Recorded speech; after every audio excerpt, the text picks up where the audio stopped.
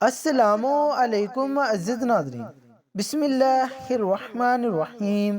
ناظرین، جب یزید کی قبر کو کھودا گیا، آخر اس واقعے کی کیا وجہ تھی؟ کس نے اور کیوں یزید کی قبر کو کھولا؟ یہ واقعہ یزید کی وفات کے کتنے سال بعد پیش آیا؟ ناظرین، یزید نے اپنی زندگی ہی میں اپنے بیٹے معاویہ کو اپنا جانشین مقرر کر دیا تھا۔ یزید کے 12 بیٹے اور 5 بیٹیاں تھیں، لیکن اس کو اپنے بیٹے معاویہ سے بے انتہا پیار تھا۔ اس کی تعلیم و تربیت بھی شہزادوں کی طرح ہی کی گئی۔ یزید چاہتا تھا کہ اس کا یہ بیٹا اس کا حقیقی جانشین بنے۔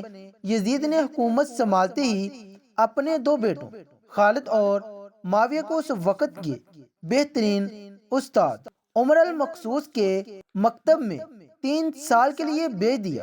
شیخ عمر المقصوص بھی جانتے تھے کہ یزید کا جانشین معاویہ ہے، اس لیے انہوں نے اس کی تربیت پر خوب محنت کی۔ 61 ہجری میں جب واقعہ کربلا پیش آیا تو شیخ المقصوص کو بہت تکلیف پہنچی، کیونکہ آپ کا دل محب اہل بیت سے تڑپتا تھا۔ اس لیے آپ نے یزید کے ان دونوں بیٹوں کو عظمت اہل بیت سے خوب رسناش کروایا۔ ایک طرف کربلا کا واقعہ پیش آیا اور جگہ جگہ یزید کے خلاف بغاوت اٹھنے لگی۔ دوسری طرف معاویہ، جو یزید کا جانشین تھا، اس کی تربیت ایک سچے عاشق رسول کر رہے تھے۔ واقعہ کربلا کے تیسرے سال 683 عیسوی میں یزید عبرتناک موت سے دوچار ہوا تو معاویہ ابن یزید 20 سال کی عمر میں تخت نشین ہوا۔ جیسے ہی معاویہ ابن یزید تخت نشین ہوا تو استاد محترم کی محنت رنگ لانے لگی۔ اس نے آتے ساتھ ہی واقعہ کربلا کی تحقیقات کی اور محض 40 دن لوگوں کو اپنی بیعت سے آزاد کر دیا۔ بعض روایات میں معاویہ ابن یزید نے 3 ماہ تک حکومت کی۔ 20 سال کی عمر جوانی کا ایسا دور ہے کہ جب انسانی خواہشات کی منہ زوری عروج پر ہوتی ہے۔ یزید کا جانشین ہونا اور پوری اسلامی مملکت پر حکمرانی کرنا اپنی تمام جائز و ناجائز خواہشات کو پورا کرنے کے لیے بہترین موقع تھا، لیکن معاویہ بن یزید نے تخت پر بیٹھتے ہی واقعہ کربلا کی تحقیقات کی اور حالات کا بہت باریک بینی سے جائزہ لیا۔ جب اس نے دیکھا کہ میرے باپ نے اسلام اور مسلمانوں کو کس قدر عظیم نقصان پہنچایا ہے، تو اس نے محسوس کیا کہ وہ ایک دوراہے پر کھڑا ہے کہ حکومت کی باغ دوڑ تھامے رہے اور ظلم و ستم اور عیش و عشرت کا بازار گرم رکھے۔ تخت و تاج کو چھوڑ دے اور اپنے آپ کو ان ہولناک گناہوں اور ان کے دردناک عذاب سے دور رکھے۔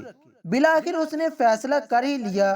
اس کا فیصلہ ان سچی تعلیمات اور اس ایمان کی تفعیل ہی ممکن ہوا جو اس کے رگوپے میں شامل ہو چکا تھا۔ اس نے ایک عزم راسخ کے ساتھ حکومت کے عہدے داروں اور عوام کو مسجد میں جمع کیا اور پھر خود منبر پر بیٹھا۔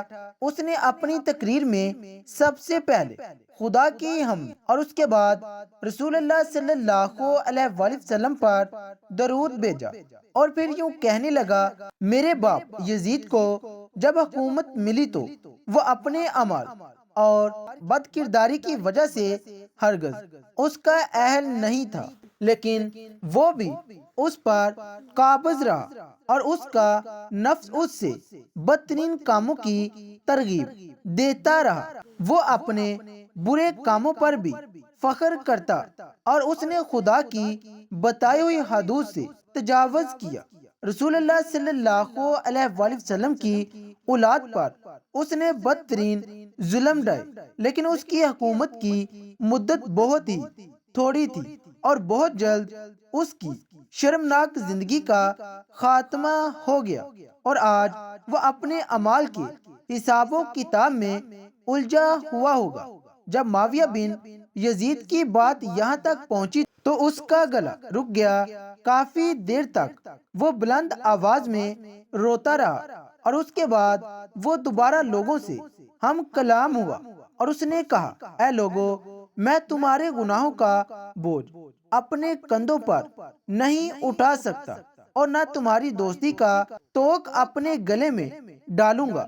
میری خواہش تو یہ ہے کہ حکومت شہزادہ حسین امام حضرت زین العابدین کے حوالے کر دی جائے، یا اب تم خود جو بہتر سمجھو وہ کرو، یا وہ حکومت کرے جس کا تم انتخاب کرو۔ میں اپنی بیعت سے تم لوگوں پر سے ہاتھ اٹھاتا ہوں اور اس خلافت کو ٹھکراتا ہوں۔ معاویہ بن یزید کے ان جملوں نے محفل میں ایک طوفان برپا کر دیا۔ پھر معاویہ بن یزید ممبر سے اتر آیا۔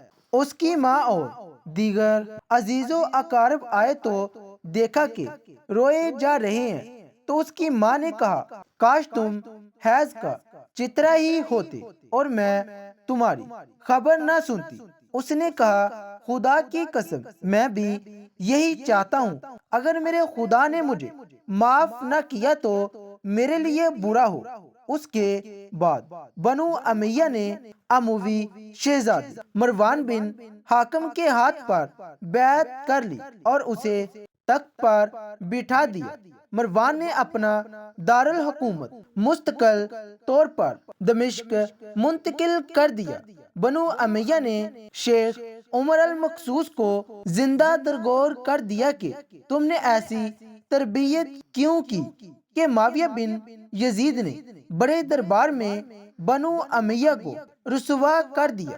اس کے چند دن کے بعد ہی معاویہ بن یزید کو زہر دے دیا گیا۔ 684 عیسوی سے 685 عیسوی تک مروان بن حاکم نے حکومت کی۔ پھر اس کی وفات کے بعد مروان کے بیٹے عبد المالک نے 685 سے 705 تک ایک طویل عرصہ تک حکومت کی۔ پھر 705 عیسوی سے 715 تک عبد المالک کے بیٹے ولید نے حکومت کی۔ اسی کے دور میں سندھ، اندلس اور دیگر بہت سی ریاستیں فتح ہوئیں۔